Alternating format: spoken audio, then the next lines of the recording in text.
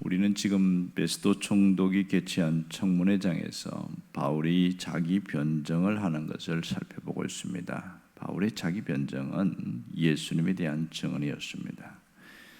예수님께서 다메섹 도상에서 바울을 핀셋으로 집어내듯이 불러내셨습니다. 그 이유는 바울을 주님의 종과 증인으로, 다시 말해서 휘페르테스와 마르투스로 삼아서 이 세상 사람을 하여금 주님에 대해서 눈뜨게 하려는 것이 목적이었죠. 그래서 오늘 18절에 보면 그 얘기를 하고 있습니다. 그 눈을 뜨게 하여 어둠에서 빛으로, 이렇게 말합니다. 오늘 우리가 주목할 것은 이 어둠이라는 단어입니다. 이 어둠이라는 게 무슨 뜻입니까? 여기서는 단순히 낮과 밤을 구분하는 그런 단어가 아니고 영적 세계를 의미하는 말입니다. 그러니까 이 어둠은 사탄의 권세를 말하죠. 달리 말하면 흑암의 권세, 이렇게 표현하기도 합니다. 사탄이 지배하는 세상의 힘을 어둠이다, 이렇게 표현합니다. 그럼 바울이 왜 이 얘기를 하고 있는가 하는 점이죠. 그것은 사탄의 지배 아래 있는 이 세상 사람들은 모두 죄의 종으로 살아가고 있음을 분명히 밝히려는 것이 목적입니다. 사탄의 지배를 받는 사람들은 죽을 때까지 죄의 종으로 살아가지만, 그러다가 하나님의 자녀가 되면 하나님의 기업을 상속으로 받는 놀라운 특권을 누리게 되는 것이죠. 바울은 아그리파 왕에게, 그리고 모든 사람들에게 이것을 분명히 했습니다. 예수님께서 세상 사람들로 하여금 자신의 눈을 뜨게 한 것은 어둠에서 빛으로, 세상에 있는 그 사람들에게 어둠에서 빛으로 돌아오게 하는 그 사명을 감당하게 하기 위함이다, 그 얘기를 하고 있는 것이죠.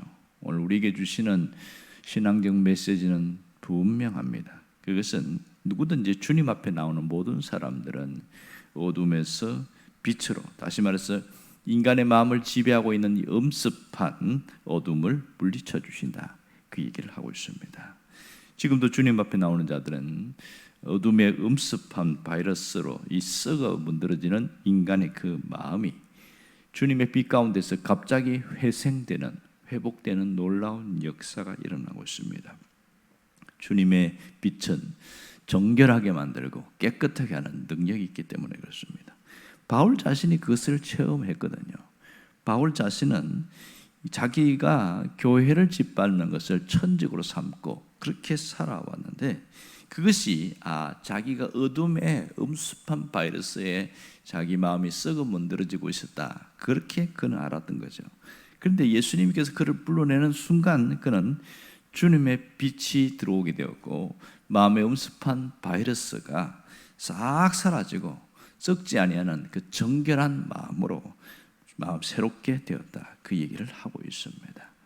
여러분, 정말 예수님께서는 어떤 것도 썩지 않는 분이기 때문에 예수님의 말씀도, 예수님의 생명도, 예수님의 빛도 결코 썩을 수 없는 것이죠. 그 썩지 않는 예수님의 빛이 우리 마음속에 임하는 순간 다시는 어둠의 바이러스에 썩어 문드러질 수 없다는 거죠. 이게 원리예요. 그런데 안타까운 것은 예수님을 믿고 빛 속으로 나온 그런 사람들 가운데 다시 어둠의 바이러스로 잠식되는, 또 그런 삶으로 들어가는 사람들을 보게 되어집니다. 세상 즐거움과 탐욕의 바이러스에 그렇게 노출되어서 분명히 믿는 사람이라고 하는데 삶을 보면 썩어 문드러지는 그런 바이러스에 잠식되어 있는 모습을 봅니다. 이것은 정말 안타까운 일이죠. 여러분, 분명한 것은 빛이 있는 곳에는 어둠이 지배할 수가 없습니다. 하지만 어둠이 지배하는 곳은 그곳에 빛이 사라졌기 때문에 그렇습니다. 빛이 사라지면 항상 나타나는 게 그곳은 엄습하게 되어지고 습한 기운이 그 속에 있게 되어집니다. 습한 기운은 모든 것을 썩어버리게 만듭니다. 그러니까 엄습한 바이러스의 서식처, 사람들의 마음이 그렇게 되어지다는 거죠. 특히 예수를 믿는 사람들도 그 속에 빛이 없으면 엄습한 바이러스가 그 속을 지배하는 것을 보게 되어집니다. 진리의 빛이 사라지면 어둠의 바이러스는 침투할 수밖에 없는 거죠. 여러분, 죄와 욕망의 바이러스로 썩어 문드러지는 것은 바로 이러한 이유 때문에 그렇습니다. 성경에 보면 믿음의 조상들 가운데서도 이러한 일들이 나타나는 걸 보게 되어집니다. 신앙이 좋았던 사람들 가운데서도 이런 일들이 있습니다. 계속 이 빛이 그 속에 비치지 않으니까 이 어둠의 엄습한 바이러스가 그 속에 싹 스며들어서 마음을 잠식해버리는 경우가 있었습니다. 그래서 성경은 뭐라고 그러냐면 눈이 어두워졌다 이렇게 표현합니다. 눈이 어두워졌다. 이것은 단순히 그냥 육신의 눈이 노안이 왔다 이 뜻이 아니라 음습한 바이러스로 인해서 영 하나님의 빛을 보는 영안이 어두워졌다 그런 뜻입니다. 믿음의 조상 중에 이삭이 있습니다.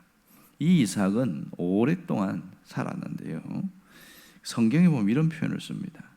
이삭이 나이가 많아 눈이 어두워 잘 보지 못하더니 그랬어요. 눈이 어두워 잘 보지 못하더니. 나이 많으면 당연히 노안이 오는 것은 당연한 거죠. 그런데 성경은 이중적인 표현을 쓰고 있습니다. 잘 보지 못한다. 영안이 어두워졌다. 어둠의 바이러스에 잠식되더라 이 뜻입니다. 그래서 하나님의 뜻을 분명히 밝혀주었는데도 불구하고 그것을 싹 잊어버리는 거예요. 하나님의 뜻이 뭐냐? 큰 자가 작은 자를 섬기는 것이다. 분명히 이 쌍둥이가 태어날 때 하나님이 알려주었어요. 이삭도 그 말씀을 리브가를 통해서 들었습니다. 아, 큰 자가 어린 자를 섬기는구나.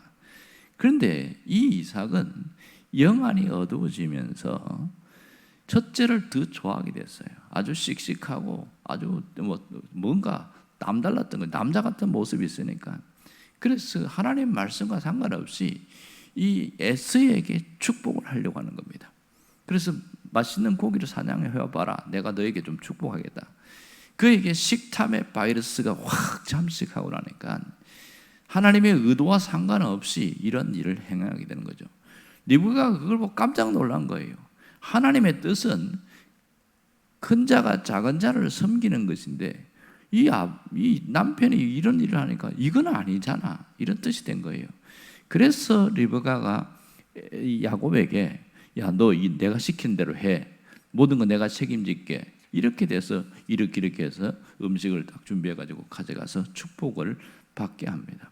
그러나 그 결과는 너무나 고통스럽습니다. 이 가정에 평생에 형제가 평생 원수가 되어졌고 동생은 20년 동안 이 처갓집에 그러니까 외삼촌 집에서 거기서 머물면서 엄청난 고생을 하게 되어집니다. 20년 후에도 자기 형이 죽이려고 400명의 군사를 끌고 오는 그런 비참한 일이 생기고요. 이 야곱은 어머니가 돌아가신 임종도 보지 못합니다. 이 끔찍한 결과는 어디서 나오냐? 바로 이삭의 눈이 어두워진 데서 출발되었습니다. 만일 이삭의 눈이 어두워지지 않았더라면 이 끔찍한 결과들은 아예 처음부터 생기지 않았을 거예요. 그런 일들이 성경에 나오고요. 또 사무엘상에 보면 나이 많은 제사장이 나오죠. 엘리 제사장. 이 사람은 그 당시의 수명보다 한 두세 배 이상의 연수를 살았습니다. 나이가 98세가 되었다고 했어요. 지금도 98세 하면 장수하는 사람인데 그 당시 98세는 일반 사람들의 수명을 3배를 뛰어넘는 그런 나이였습니다. 그런데 그에게도 보면 성경이 뭐라고 했냐면 엘리의 나이가 98세라 그의 눈이 어두워 보지 못하더라 그렇게 나왔습니다. 그의 눈이 어두워 보지 못하더라. 나이가 98세니까 노안이 와서 당연히 잘 못 보겠죠. 그런 뜻이 아닙니다. 눈이 어두워 보지 못했다는 것은 영안이 어두워져서 하나님의 빛이 그 속에 머물지 않았다 이 뜻입니다. 그래서 무슨 일이 생깁니까? 이 엄습한 어둠의 바이러스가 침투하니까 과욕의 바이러스가 그를 장악하고 있는 거예요. 자, 홈리와 비누아스가 참 못된 짓 합니다. 그 아들 둘이가 이 하나님의 그 제사를 지는 그때에 고기를 하나님 앞에 이제 삶아서 제물로 드리는데 나는 삶은 고기 싫다. 날고기 내놔라. 막 그렇게 해서 제물로 드리는 데서 빼앗아 가지고 그것을 갖고 먹고, 이걸 두 사람만 먹은 게 아니고 이 아버지도 그걸 또 먹은 거예요. 그러면 이 고기 어디서 났냐? 이 고기를 나는 구워 먹고 싶다. 뭐 이렇게 돼버리니까 분명히 이거 뻔히 알잖아요. 이게 제사 드리는 고기라는 거. 그럼 거기서 호통을 치고 막 상을 뒤엎든지 이렇게 하고 자식들을 훈계를 해야 되는데 안 하는 거예요. 하도 심한 소리가 들리니까 야, 너희들 요즘 안 좋은 소리가 들린다. 뭐 그 정도로 끝내버립니다. 그리고 여인 성소에서 수종들은 여인들을 아마 겁탈하고 뭐 이런 엄청난 악을 행하는데도 엘리 제사장이 그 아들들을 중용했습니다. 그 제사장이 일들을 하게 만들었어요. 결국 전쟁이 터지죠. 블레셋이 쳐들어오니까 어떻게 됩니까? 전쟁이 나갔는데 안 될 것 같잖아요. 그러니까 홈리와 비나스가 이 잔꾀를 부리는데 그게 뭡니까? 법궤를 들고 나오는 거예요. 하나님의 법궤를 들고 나오면 이길 것이다. 그것이 무슨 부적처럼 생각하고, 어떤 사람이 잠을 못 자고 불면증이 시달리니까 이 성경책을 베개로 하고 자더라고요. 그래, 그 마음은 오죽하지만 성경이 무슨 부적입니까? 그게 그렇게 한다고 이렇게 잠을 잘 자고. 그렇게 하는데 법궤를 빼앗기잖아요. 아주 비참해집니다. 그 이유는 바로 엘리 제사장의 눈이 어두워졌기 때문에 그렇습니다.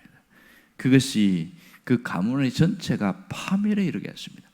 그 가문을 세우는 부귀영화를 위해서 몸부림쳤던 그것이 오히려 가문 자체가 완전히 박살나게 만들어서 두 아들 죽지요. 그리고 며느리가 아이가 태어나고 며느리는 죽어버리죠. 그리고 하나님의 영광이 떠나갔다. 그 아이 이름이 무슨 뜻이냐? 이가봇. 우리 가문에 하나님의 영광이 떠나갔다. 이 얼마나 비참한 일입니까? 그런 일들이 성경에 나옵니다. 우리가 중요한 것은 예수를 믿은 우리는 예수님의 빛 속에서 살아가야 한다는 겁니다. 예수님의 빛이 어떤 빛입니까? 예수님의 빛은 엄습한 어두움을 완전히 몰아내는 빛입니다. 우리를 잠식하고 있는 약한 영적인 바이러스를 싹 박멸하는 빛이 예수님 빛입니다. 왜냐하면 생명과 진리의 빛이기 때문에 우리 안에 예수님의 생명과 진리가 있으면 모든 거짓과 모든 비진리는 우리 속에 머물 수 없게 되는 것이죠. 예수님의 빛 속에 살아있는 것. 바울이 그렇게 살았거든요.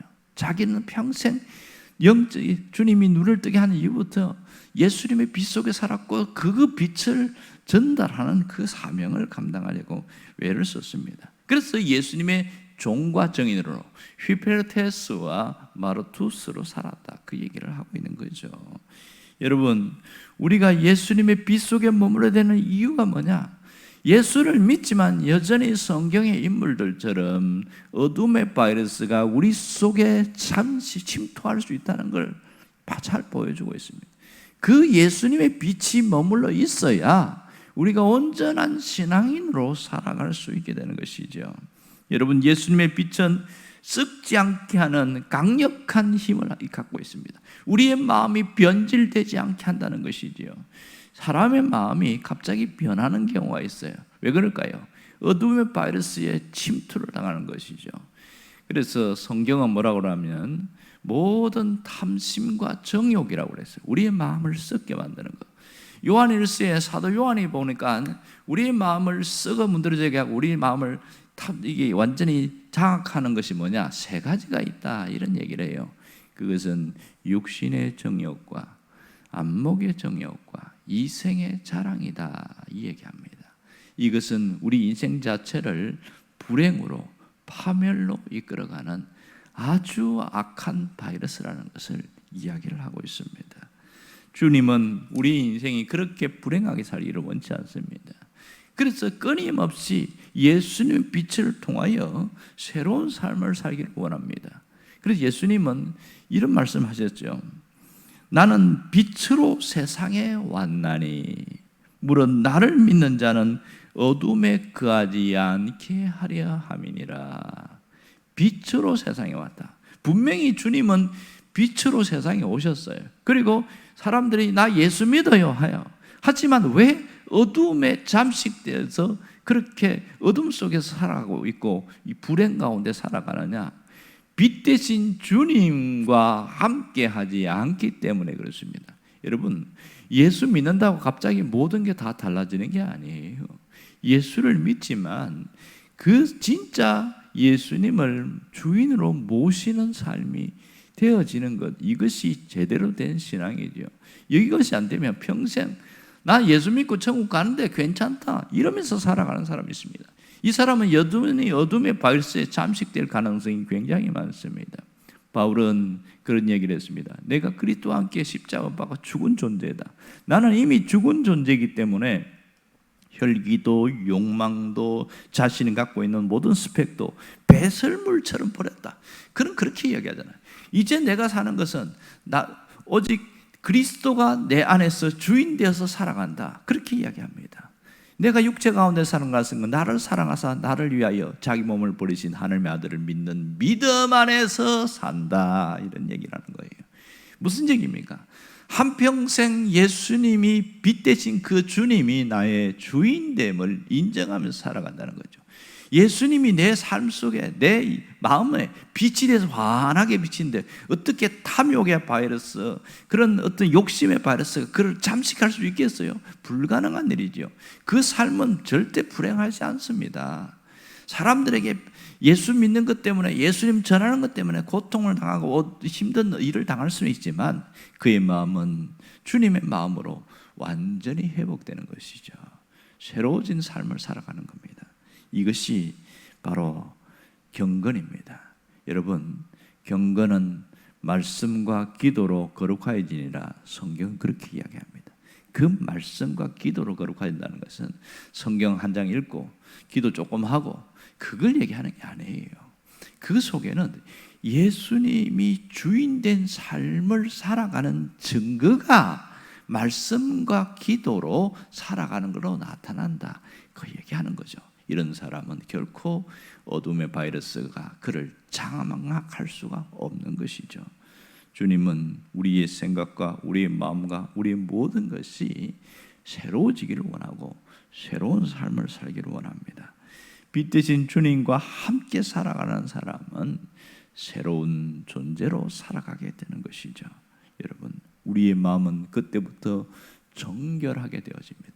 다윗이 말한 것처럼 정결한 마음을 주시옵소서, 그렇게 기도한 것처럼 우리의 마음이 정결해지는 건 바로 그 주님과 함께 있을 때입니다. 오늘 우리가 깊이 생각할 것은 바로 이 마음, 이 중심, 이 신앙으로 한평생 살아가게 해 주옵소서.